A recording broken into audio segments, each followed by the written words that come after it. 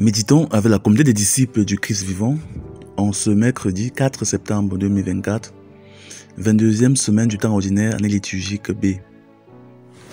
Évangile de Jésus-Christ selon saint Luc au chapitre 4, versets 38 à 44. En ce temps-là, Jésus quitta la synagogue de Capharnaüm et entra dans la maison de Simon. Or, la belle-mère de Simon était oppressée par une forte fièvre, et on demanda à Jésus de faire quelque chose pour elle. Il se pencha sur elle, menaça la fièvre, et la fièvre la quitta. À l'instant même, la femme se leva et elle les servait. Au coucher du soleil, tous ceux qui avaient des malades atteints de diverses infirmités les lui amenèrent.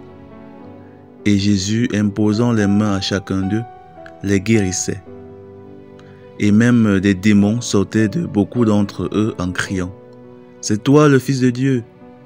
Mais Jésus les menaçait et leur interdisait de parler parce qu'ils savaient eux que le Christ c'était lui. Quand il fit jour, Jésus sortit et s'en alla dans un endroit désert. Les foules le cherchaient. Elles arrivèrent jusqu'à lui et elles le retenaient pour l'empêcher de les quitter. Mais il leur dit : « Aux autres villes aussi, il faut que j'annonce la bonne nouvelle du règne de Dieu, car c'est pour cela que j'ai été envoyé. » Et il proclamait l'évangile dans les synagogues du pays des Juifs. Acclamons la parole de Dieu.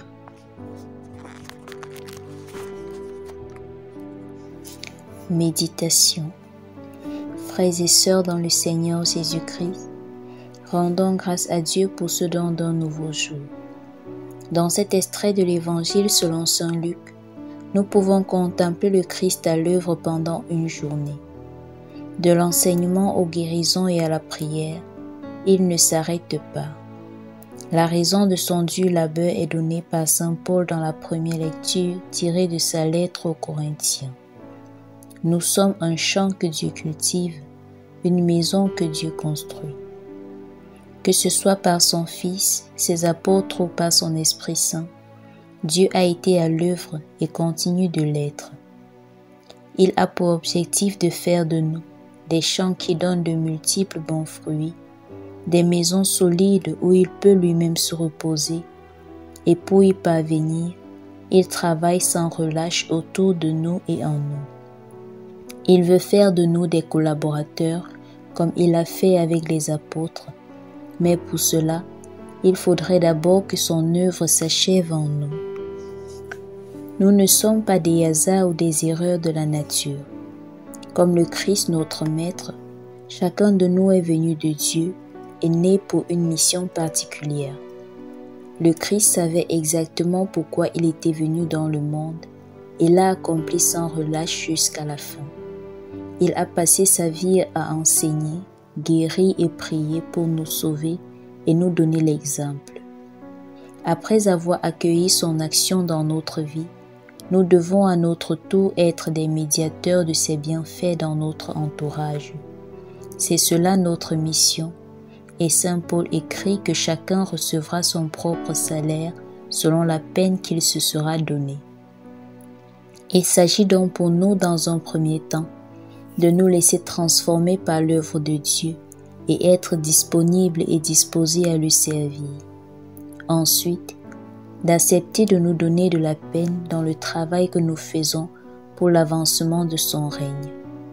Il ne sera pas facile, car il ne l'a pas été non plus pour le Christ lui-même, ni pour les apôtres. Ainsi donc, l'abandon n'est pas une option pour le chrétien. Alors, posons-nous des questions. Est-ce que nous ressentons que nous accomplissons au quotidien ce pourquoi nous sommes nés? Sommes-nous continuellement à l'œuvre comme le Christ ou traversons-nous un moment de relâchement et de découragement? Implorons le Seigneur, car lui qui a donné la tâche peut seul donner les moyens de l'accomplir. Prions. Père 3 fois saint, Je te prie de m'accorder la grâce d'être inspiré en tout par ton Esprit Saint pour pouvoir développer les compétences que tu veux en moi et pouvoir accomplir la mission que tu m'as confiée. Intercession. Prions pour tous ceux qui passent par un moment de relâchement. Que l'Esprit du Seigneur leur redonne force et courage pour braver les obstacles et travailler à achever l'œuvre de Dieu dans le monde. Vierge Marie, intercède pour nous. Exercice spirituel. Éliminons de façon définitive une distraction majeure qui nous empêche d'être concentrés sur l'accomplissement de notre mission. Loué soit Jésus-Christ.